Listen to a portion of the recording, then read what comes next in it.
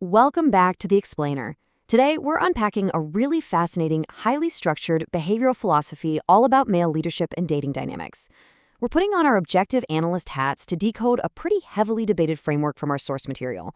We're going to go step by step to understand exactly how this so-called new code actually operates. Let's get right into it. Right out of the gate, our source material hits us with a huge question.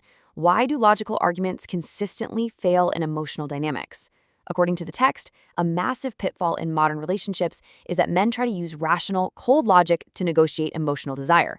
But as the argument goes, human brains just don't work that way. Emotional dynamics operate on a totally different frequency. And that brings us to the core, completely unapologetic thesis of this whole thing. Every extra word weakens your authority. Literally.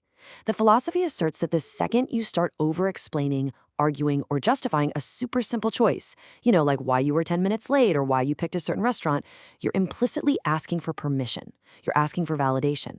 And by doing that, the text claims you're actively destroying your own position of authority in that dynamic.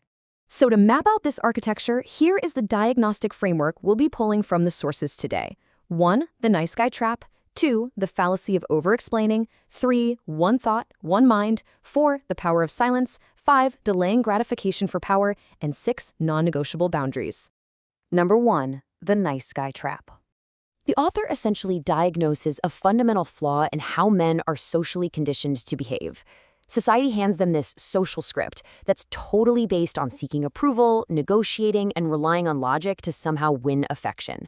But the new code, which the text often refers to as the game, flips that completely upside down. The goal isn't approval anymore, it's inspiring respect. It replaces negotiation with just stating facts, and it swaps out that cold logic for genuine emotional resonance. A huge symptom of playing by that old social script is playing it way too safe. The text argues that being constantly available, always agreeing with everything, and offering this predictable safety actually destroys scarcity. And without scarcity, well, the source claims a man just becomes predictable background noise. It's exactly like a catchy song played way too many times on the radio. Eventually, you just stop hearing it. The argument here is that attraction actually grows in space and unpredictability, not in constant, saturated presence. Number 2, the fallacy of over-explaining. So, how is that authority actually lost in real time? The text points out the exact mechanism and brings in a vital principle to fight back against over-explaining. It's called action equals truth. Instead of getting bogged down in endless, exhausting debates about feelings or intentions, this philosophy demands that you observe behavior over words. If you want to know exactly where you stand, look at the actions being taken. Force action rather than forcing a conversation. And this perfectly captures why over-explaining fails every single time. Logic cannot negotiate emotional desire. When a man tries to convince someone of his value by rattling off his positive traits or explaining his good intentions, he shifts the entire frame. Instantly, he positions himself as the desperate seeker pleading for a shot, rather than the prize to be won. Number 3, one thought, one mind. Okay, so if logic and explaining are completely off the table, what replaces them? The text introduces this core mantra: one thought, one mind, one way. It is a mindset of absolute ultimate self-centering. It demands that a man become the unwavering focal point of his own life, dialing in entirely on his own purpose and mission. The whole idea is that you absolutely do not adjust your reality to fit someone else's rules. Instead, you build a reality so solid that other people naturally want to orbit it. The text uses this really stark, direct metaphor for the mindset shift.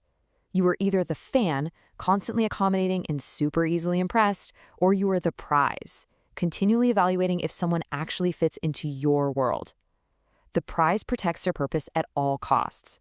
They basically walk around with the internal certainty of a celebrity in their own life. Number 4, the power of silence. Having established that baseline mindset, the source gives us actual tactical tools for handling emotional chaos without handing over your power. It's a very strict 3-step sequence. Step 1, acknowledge. You amplify and agree playfully, but you are never defensive. Step 2, silence. You completely stop speaking. Step 3, walk away. You physically remove your attention. By refusing to get dragged into a verbal sparring match, you maintain total control of the frame. The absolute crux of this strategy is captured perfectly right here. Silence forces them to face their own insecurities instead of projecting them onto you. According to this framework, silence isn't just the absence of noise. It is the absolute tool of dominance when you're facing disrespect or provocation. It's an unmovable wall. Number 5, delaying gratification for power. Let's transition to a totally fascinating aspect of this code: managing physical and emotional energy. The text introduces something called the cliffhanger effect. Think of it like leaving a party right when it is at its absolute peak, rather than hanging around until the venue turns on the ugly bright lights.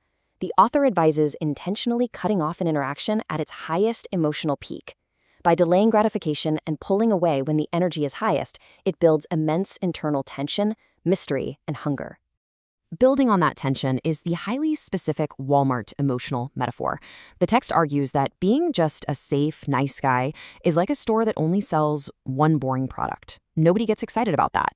To be a priority, a man must be the emotional equivalent of a massive superstore, providing a full spectrum of experiences.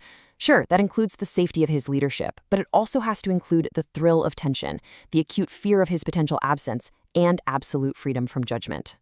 Number 6, non-negotiable boundaries. Look, all that silence and tension means absolutely nothing without this final execution element: strict boundaries. The author dictates absolute red lines, deal breakers. These include disrespect in public, weaponizing emotions to manipulate, any form of disloyalty, or constantly competing for dominance. If any of these boundaries are crossed, the text dictates an immediate, unquestioned removal of your attention. No second chances and absolutely no arguments. Because, as the source concludes, a man's greatest leverage is his unwavering willingness to walk away from disrespect without a single word of explanation. The moment you stay and argue about a boundary being crossed, you have already proven that the boundary wasn't real to begin with. And that brings us to the end of our breakdown of this highly structured and pretty controversial philosophy. It definitely forces a deeply introspective look at exactly how we behave and communicate when we're under pressure. So I want to leave you with a provocative question to reflect on. Is your communication style rooted in a desire for approval, or is it firmly grounded in personal sovereignty? Think about that the next time you catch yourself over-explaining. Thanks so much for joining me on this explainer, and I'll see you in the next one.